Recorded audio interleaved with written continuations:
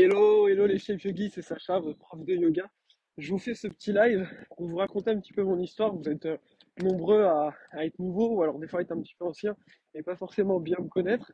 Et c'est important pour moi, de pouvoir vous en dire plus sur tout simplement qui je suis, pourquoi il y a ce groupe, qu'est-ce que je fais et que vous puissiez en savoir un petit peu plus sur Sacha Yoga. Donc, restez bien connectés. C'est un live improvisé, donc je pense que beaucoup d'entre vous le regarderont en replay. Si vous le checkez en replay, commentez hashtag replay. Comme ça, je sais que vous m'avez vu en replay, tout simplement.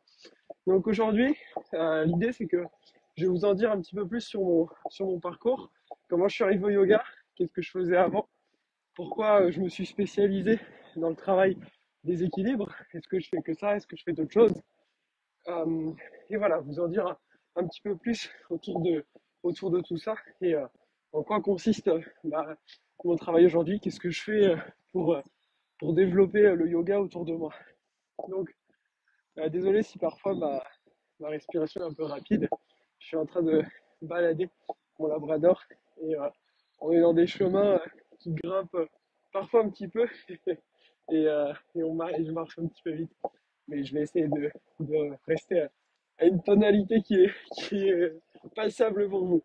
Donc, je m'appelle Sacha, comme vous le savez. Donc, je suis professeur de yoga depuis plusieurs années maintenant. Et je vais vous raconter un petit peu qu'est-ce qui m'a tout simplement amené au yoga. En fait, il y a des chiens qui aboient. Euh, qu'est-ce qui m'a un petit peu amené au yoga?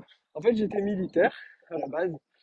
J'étais militaire et je faisais énormément de sport. Vraiment, du matin au soir, en plus de mon travail de militaire, je faisais que faire du sport. Et à force de me surentraîner, sans m'étirer, sans connaître les bons processus de récupération, et forcément, dans le cadre de mon travail en dormant très peu, ce qui s'est passé, c'est que j'ai eu une fracture. Je me suis cassé le bras en fait. Euh, Pendant l'opération de mon bras, on a découvert que j'avais, enfin, ils ont en fait en mettant une plaque dans mon bras pour que ça cicatrise bien, ils m'ont paralysé la main. Tout simplement, ils ont touché un nerf qui s'appelle le nerf radial et c'est ce qui permet de bouger, entre autres, les doigts.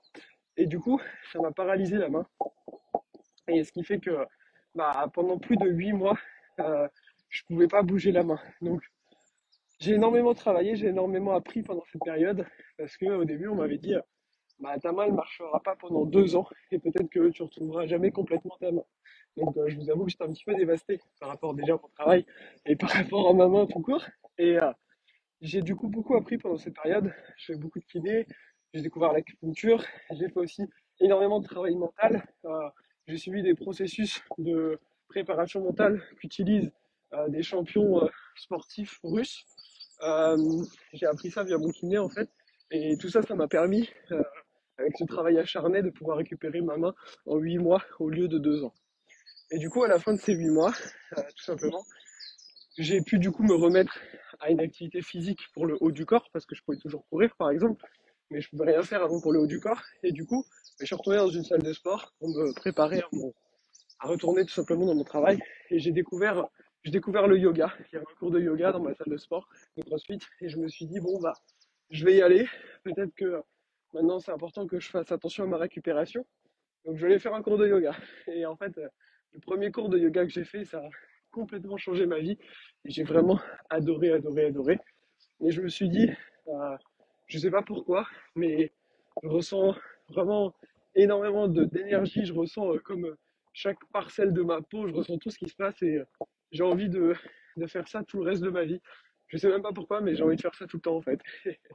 Et du coup, je suis allé suivre une formation de professeur de yoga parce que j'étais censé retourner à l'armée et je me suis dit, bon, là-bas, je pourrais pas suivre des cours de yoga. Donc, le seul moyen pour moi, c'est de justement suivre une formation, non pas pour donner des cours, mais pour moi, apprendre à pouvoir m'entraîner, pratiquer tout seul, en fait, vu que j'aurais pas le temps et l'opportunité d'aller suivre des cours. Donc je suis allé suivre cette formation, vraiment un petit peu comme un touriste, quoi, parce que je venais de commencer le yoga depuis quelques mois. Et par contre, j'étais au taquet, hein. Je pratiquais 2 à 3 heures tous les jours. Et, je me suis dit, allez, je vais aller faire cette formation. Je vous avoue que j'étais à moitié anxieux parce que j'étais pas du tout souple, parce que je venais de commencer le yoga et en même temps, ça me stressait pas tellement parce que je voulais pas être professeur. Donc j'avais pas ce stress de me dire, faut que je réussisse l'examen ou quoi que ce soit, parce que l'examen m'apportait peu. Et en fait, le fait que j'ai aucun stress, ça m'a permis d'être à l'aise dans les parties. Attendez, je vais juste remettre la laisse à mon chien. Valka, viens là. Valka, viens. Hop. Ça m'a permis d'être à l'aise en fait dans les parties d'enseignement. Et j'ai vraiment adoré. Les gens ont bien aimé. Il y a eu un bon feeling. Alors attendez, je vais mettre la capuche parce qu'il y a du vent. Ok. J'espère que ça va bien. Vous allez quand même bien m'entendre. Et du coup, j'ai adoré ça. Et au bout de quelques jours, je me suis dit, bon, bah en fait, c'est ça que je veux faire. Et je veux être prof finalement. Et du coup, je suis pas retourné à l'armée.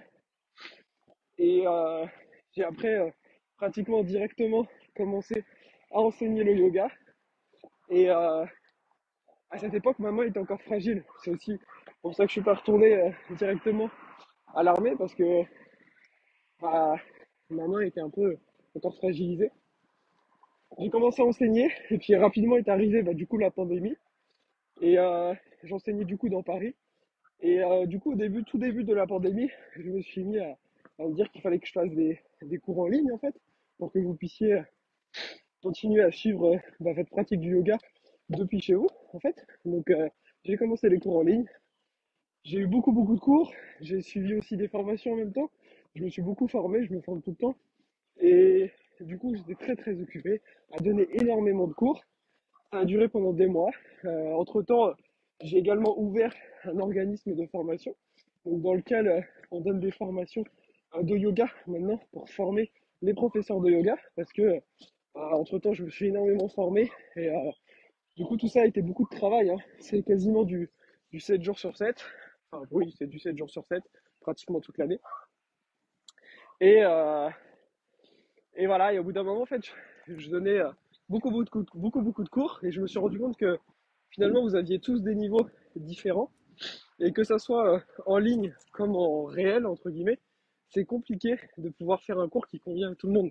Pourquoi? Parce que forcément, vous avez tous une souplesse différente, vous avez tous une force différente, vous avez tous des attentes différentes. Donc du coup, en fait, quand vous suivez un cours, et ça c'est une vérité, hein, pas que si vous suivez un de mes cours, mais si vous suivez un cours de yoga, que ça soit avec un cours en visio, un cours en présentiel, enfin peu importe, en fait, il y a très peu de chances que le cours soit adapté pour vous. Parce que un cours ne peut pas être pour tout le monde, sauf si vous avez un cours privé. Et encore, je connais beaucoup de professeurs et leurs cours privés sont pas toujours top parce que ils dupliquent ce qu'ils font en cours collectif et ils font la même chose en cours privé. Ça, c'est pas génial parce que le cours, il est pas adapté pour vous, du coup. Et malheureusement, c'est ce qui se passe beaucoup. Mais vous vous en rendez pas forcément compte. Et du coup, ce qui s'est passé, c'est tout simplement que j'ai voulu me dire, ok, vous méritez tous d'avoir des cours qui sont adaptés à votre niveau. Vous avez tous envie de progresser et il faut que je fasse quelque chose pour vous. Du coup, j'ai créé mon programme de yoga, Shape Yoga Balance, qui est tourné autour de ce que je préfère, c'est-à-dire le vinyasa, les équilibres, les postures avancées. Et il faut savoir que moi, j'avais très peur quand j'ai commencé le yoga de ces postures-là. Ça me semblait impossible, je pensais que je pourrais jamais faire ça de ma vie.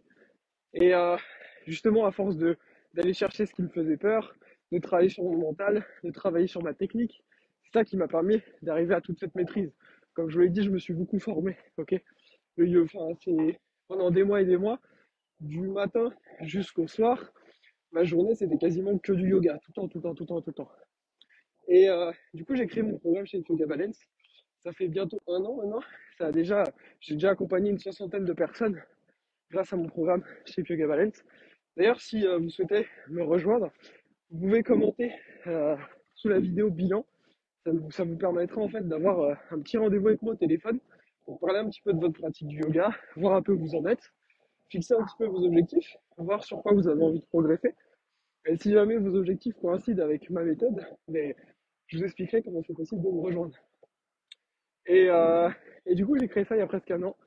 En même temps, j'ai créé ce groupe-là, la tribu des Shape Yogi, pour pouvoir vous aider vous aussi, qui ne suivez pas forcément encore mon programme, que vous puissiez avoir un aperçu de mon travail et tout simplement vous aider avec une communauté. Alors, ce qui est un petit peu différent sur ce groupe-là, c'est que il n'y a que moi qui mets des posts, d'accord? C'est un petit peu comme mon studio yoga pour vous accompagner. C'est comme si c'était la journée porte ouverte tous les jours pour tout simplement vous accompagner, vous faire découvrir un petit peu tout ça. Et après, il y a mon autre groupe de yoga qui est destiné uniquement à mes élèves. Et là-dessus, tous mes élèves peuvent poster. Et ce qui est génial, c'est que il y a une vraie communauté, un vrai soutien. Et il y a des messages tous les jours, tous les jours. Tout le monde se répond, tout le monde s'encourage. Moi, je suis là pour les accompagner. Et c'est ça qui est super, c'est que j'ai réussi, grâce à mes élèves, à créer une communauté donc sur notre groupe Facebook où finalement c'est comme si c'était un petit salon à la fin du cours de yoga dans lequel on discute et c'est vraiment presque un lieu de refuge aussi dans le quotidien qui peut être stressant, que ce soit avec la famille, avec le travail. Et sur le groupe Facebook, à chaque fois, je sais que mes élèves ils retrouvent un esprit de bienveillance et ils retrouvent que des personnes qui, comme elles, ont envie de progresser dans leurs équilibres, ont envie de progresser dans leur forme, dans leur pratique du vinyasa, envie d'atteindre leur plein potentiel. Et c'est ça qui est super, je trouve, euh, à travers ce que j'ai pu mettre en place. Et du coup, je ne l'ai pas précisé, mais bien sûr, mon programme, en fait, il s'adapte à chaque élève, il s'adapte à chacun, et chacun a un programme un petit peu différent, en fait, en fonction de son niveau, en fonction de ses objectifs. Et aujourd'hui, ça m'arrive régulièrement de refuser des personnes dans le programme parce que c'est important que le programme vous amène ces résultats-là, en fait. Maîtriser les équilibres, travailler sur votre renforcement, votre mobilité, votre confiance en vous. Et si vos objectifs sont autres, par exemple faire uniquement de la méditation, je vous accepterai pas dans le programme parce que ça ne convient pas pour vous, tout simplement.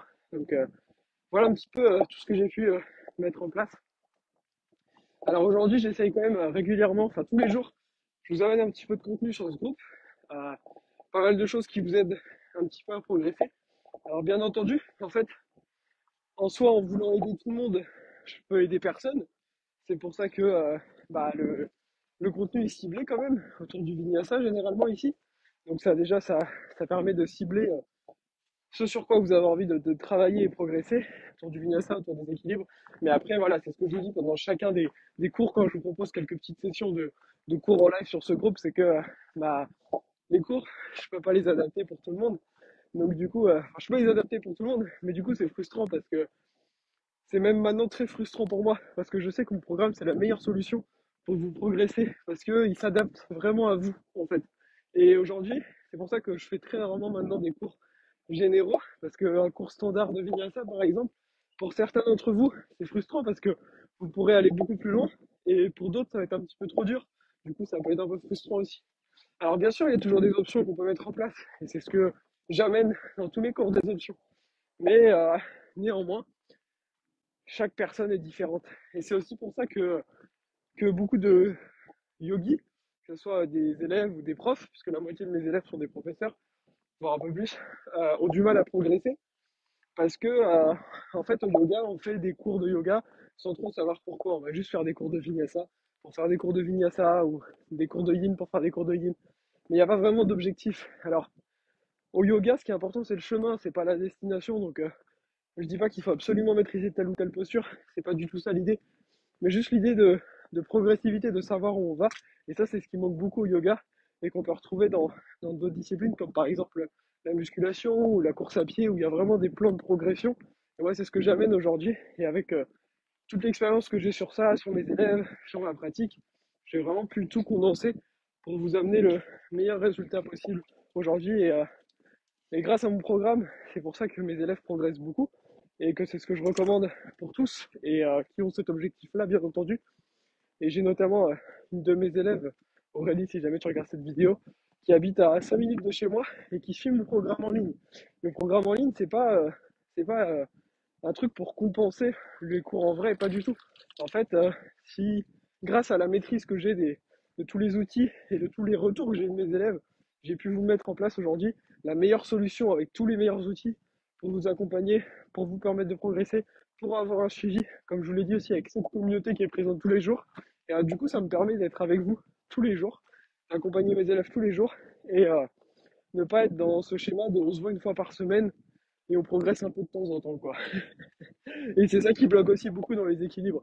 C'est que souvent dans les équilibres, euh, les personnes dans les cours de yoga, les profs de yoga disent, ça vous est sûrement déjà arrivé, bon allez, bah là, on va essayer de faire le corbeau, on va essayer de faire un handstand, mais on essaye. Moi, je trouve ça nul de dire ça. On n'essaye pas. Je vous explique comment on fait et peut-être qu'aujourd'hui ça va passer, peut-être pas, mais au moins on met en place les bonnes choses pour y arriver. C'est pas on essaye par hasard et un jour par hasard ça passe. Non, c'est pas bon de faire ça.